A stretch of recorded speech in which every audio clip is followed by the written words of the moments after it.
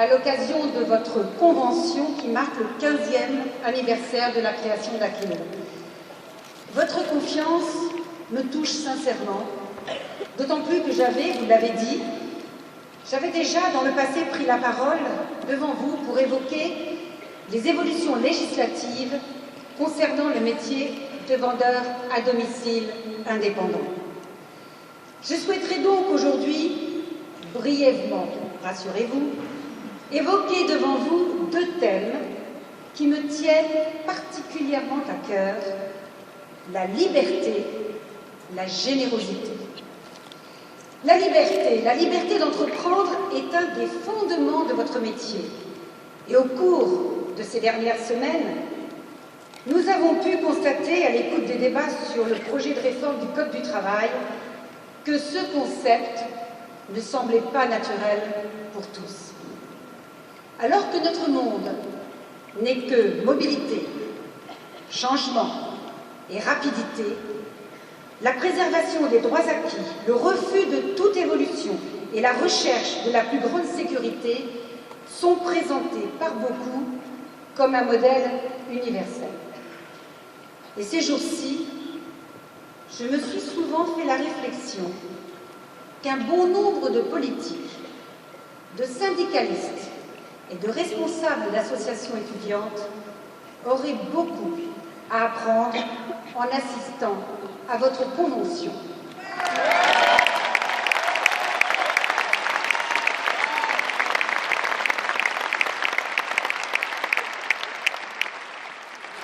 Ils y auraient appris que le nombre de vendeurs à domicile indépendants, en progression constante, a été multiplié par 6 en 20 ans, totalisant plus de 650 000 emplois, avec un volume de plus de 4 milliards d'euros de chiffre d'affaires. Ils y auraient appris que la distribution relationnelle à domicile se développe dans de très nombreux secteurs, actuellement alimentaire ou agricole en particulier, montrant que la liberté d'entreprendre est non seulement plus créatrice de valeur que le renforcement du CDI aujourd'hui sacralisé, mais aussi contribue au maintien de la vie dans de nombreuses zones rurales. Ils y auraient appris que le métier que vous exercez vous permet, je pense en particulier aux femmes, de vous organiser librement. Certes, notre monde est complexe, mais ce n'est pas une raison pour ne rien entreprendre et vivre dans le regret d'un passé qui n'est d'ailleurs pas toujours aussi heureux qu'on veut bien nous le faire croire.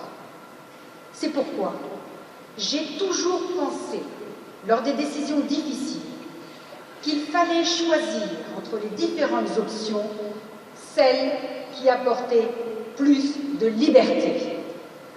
Bien sûr, il revient au législateur de fixer les règles du jeu et de protéger le faible face au fort. Dans ce cadre, nous devons réfléchir sur les convergences entre les différents statuts d'indépendants, VDI, auto-entrepreneurs, agents commerciaux et d'autres, et sur leurs différents régimes sociaux. Je suis pour ma part à votre écoute sur ces sujets et je sais que je trouverai dans vos réflexions audace, esprit d'entreprise, souci de la qualité, obsession de la satisfaction du client. Car j'ai parfois l'impression que les réactionnaires d'aujourd'hui ignorent ou ont oublié que sans client, l'entreprise ne peut exister.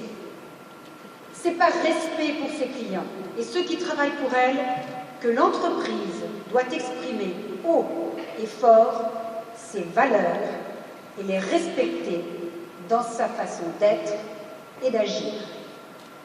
Et parmi ces valeurs, Akeo a témoigné d'une réelle générosité à l'égard d'une cause qui m'est particulièrement chère, celle de l'enfance maltraitée.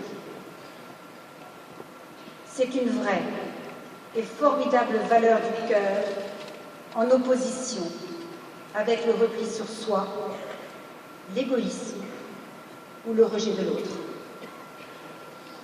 L'action d'Akeo, de ses dirigeants, comme d'un grand nombre d'entre vous, a permis à l'association L'Enfant Bleu, Enfance Maltraitée de poursuivre son action de prévention, d'accompagnement, de reconstruction et d'information, alors que 100 000 cas d'enfants en danger sont recensés chaque année dans notre pays et que 2 enfants en meurent par jour.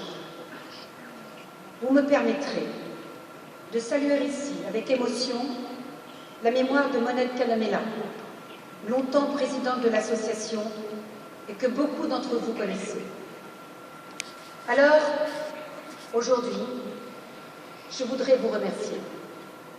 D'abord, en tant que femme politique, parce que vos succès illustrent ce que la liberté d'entreprendre peut apporter à notre pays. Et puis, en tant que mère de famille, parce que votre générosité permet de lutter contre un fléau inacceptable. Alors à tous, merci du fond du cœur et belle et bonne convention.